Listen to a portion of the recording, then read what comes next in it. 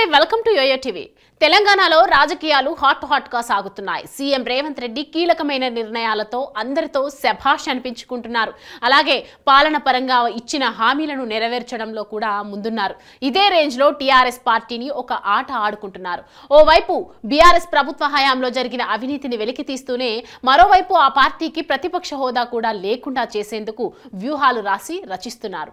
అదేవిధంగా కేంద్రంలోని మోడీతో మంచి బంధాన్ని మెయింటైన్ చేస్తున్నారు. కేంద్ర మంత్రులకు ప్రధాని మోడీకి ఇవ్వాల్సిన గౌరవం ఇస్తూనే రాష్ట్రంలోని బీజేపీ నేతలకు తగిన విధంగా కౌంటర్లు ఇస్తున్నారు. ఈ నేపథ్యంలోనే తాజాగా సీఎం రేవంత్ రెడ్డి స్కెచ్ కేసీఆర్ ను ఉక్కిరిబిక్కిరి చేస్తోంది. పార్టీని ఎలాగైనా కాపాడుకోవాలి, నేతలను చేజారని వద్దన్న లక్ష్యంతో కేసీఆర్ గతానికి భిన్నంగా నేతలను కలుస్తున్నారు. సామాన్య కార్యకర్తలతో ఫోటోలు దిగుతున్నారు. కానీ సీఎం రేవంత్ రెడ్డి పక్కా వ్యూహంతో ముందుకు సాగుతున్నారు. ఎమ్మెల్యేలు పార్టీ మారకుండా కేసీఆర్ జాగ్రత్త పడితే రేవంత్ ఎమ్మెల్సీలపై గురిపెట్టారు. ఏకంగా ఒకేసారి 6 ఎమ్మెల్సీలు కాంగ్రెస్ కండువా కప్పుకున్నారు. ఎమ్మెల్సీలు భానుప్రసాద్ రావు, ప్రభాకర్ రావు, దండే విఠల్, ఎగ్గే మల్లేశం, దయానంద్, బస్వరాజు, సారయ్యలు కాంగ్రెస్ తీర్థం పుచ్చుకున్నారు.